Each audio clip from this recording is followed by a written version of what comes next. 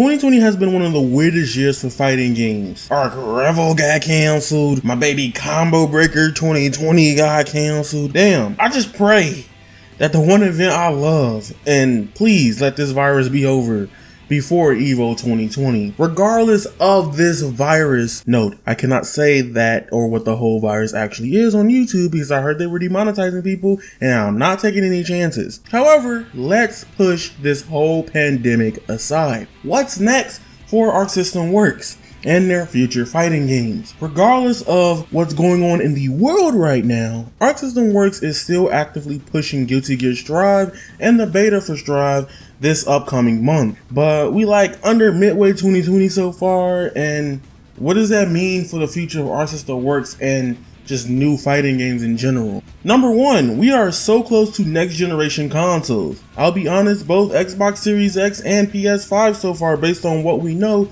looks really good. I'll even be even more honest. I'm kind of with the Xbox Series X regardless because I like the Nezuko box design.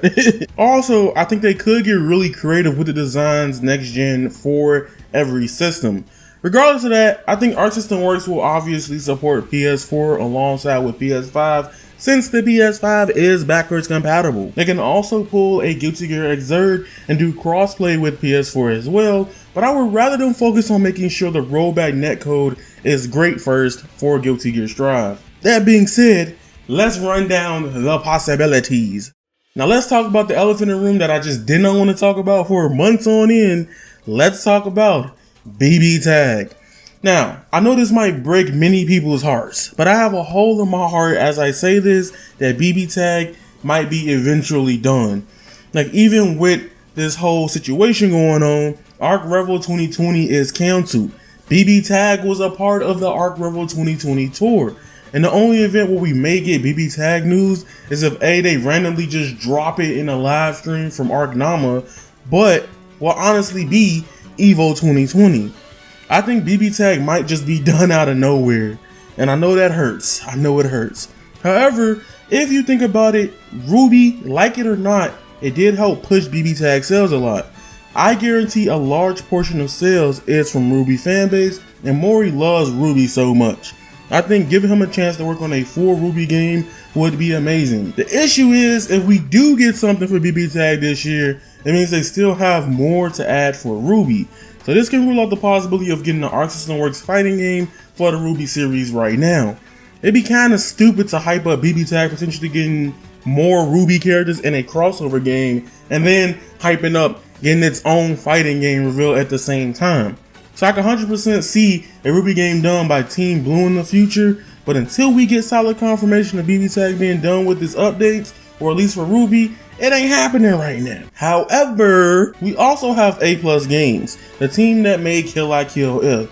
To be honest, I would be 100% down with RWBY being made by A+ Games, because I know Kill La Kill If is in a very controversial state because it's aka an arena fighter and the lack of content that the game people debatably say it has. I love the gameplay of Kill La Kill If so much, and it would make for a great arena fighter if that transferred over to the RWBY series. Also, the difference in IP will kind of help out A+ Games on this one way more. For many, Kill La Kill If is a way more popular IP than RWBY is. RWBY is starting to break out every time a new season trends. RWBY video games have been pretty much indie developed or with lower budgets, and with the budget they use for If, they can make something special with the RWBY series, at least from a gameplay perspective. So yeah, I think RWBY could potentially happen either by some means in a fighting game format or potentially an RPG format. And who knows, we might get something at RTX Austin. RWBY likes to come out with surprises every time it's another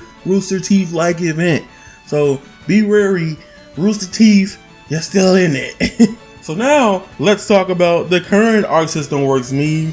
Insert anime I love, X Arcsystemworks fighting game. Yes, we're talking about Bandai Namco and shonen anime games. To be honest, you guys know Bandai kinda currently got a monopoly on all the mainstream shonen anime games and IPs. And unless Bandai comes out again and wants to collab, we will never know unless it kinda gets leaked like 3 days early, somewhat similar to what DBFZ, except that in that case, nobody believed it was what it was going to be. However, another shonen anime game is not coming for a while, if at all, unless later down PS5's and next generation gaming lifespan.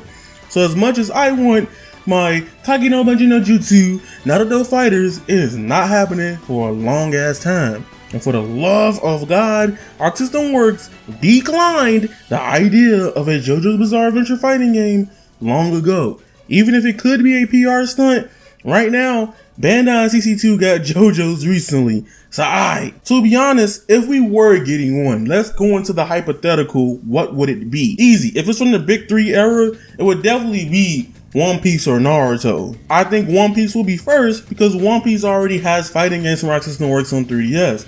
So there's a huge chance to take those concepts and put them towards a big screen. After that, that would be Naruto.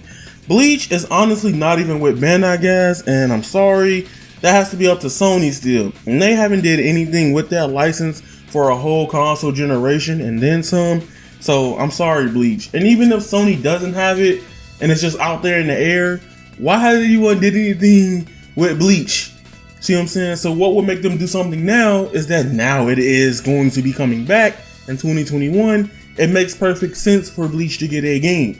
However, I don't think they would use Arcsystemworks just yet, or at least in the manner that everybody wants the Bleach fighters recently. If we're talking numbers and sales, it would definitely be currently Demon Slayer. Demon Slayer has been destroying everything recently. However, CC2 got Demon Slayer with Aniplex Publishing first, so who knows? But don't be surprised if the next Bandai anime shonen fighting game, whatever, would be Kimetsu no Yaiba Fighters, as I'll throw up air quotes as I say this. So I think the first new Arcsystemworks fighting game will most likely get announced at EVO 2020, aka if it's not canceled. I don't have any ideas what it could be down the road, but Arcsystemworks could surprise us with something wild again. Based on rumors and speculations, Persona 5 Arena is the only logical game next. If the rumors are true that it was delayed eternally by Arc for working on Grand Blue Fantasy Versus.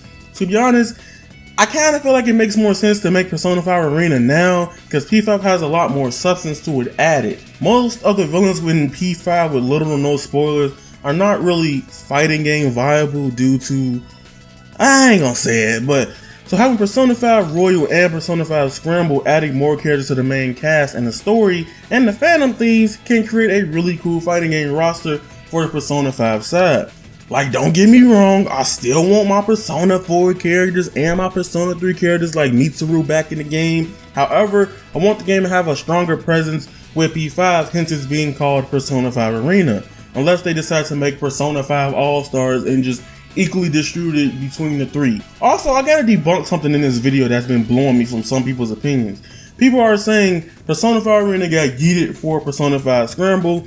That's crazy talk. Stop saying that, and I got some knowledge for y'all. Persona 4 Arena on launch during its debut week, the PS3 version of Arena reached second place in gaming charts with sales of 128,000 and 485 units. The 360 version also reached the charts in 18th place with sales over 9,800 units.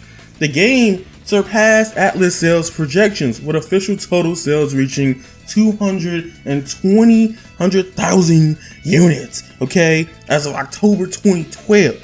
Its success contributed to a positive fiscal year for Atlas and then the parent company Index Corporation, and then they end up making Ultimax.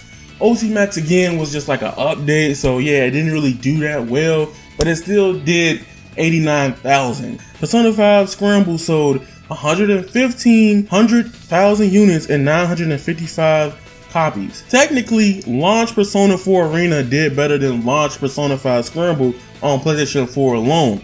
Imagine if they launched the Persona 5 Arena on PS5, PS4, and Nintendo Switch. It might actually do way better than both overall if done and marketed right. And Arcsystemworks has been getting better at that over the past decade or so. It would be crazy for them not to ask or do a Persona 5 Arena, but that's up to Atlas. Again, like I just said, it's up to Atlas. That being said, ladies and gentlemen, tell me what you think. What could Arcsystemworks be up to next? Is it obvious, or what would you like to see from Arcsystemworks on next generation consoles? Follow me on Twitter at AvataryayaTV. I make a lot of memes and troll stuff, and I share my anime opinions because people are afraid to speak up and have their own mind on things. And regardless, join the Discord in the description down below to get updates on all my content as well. That being said, you guys are golden, and that is raw. Squalla! Yep, yep. Peace. And I'm out, and enjoy the video.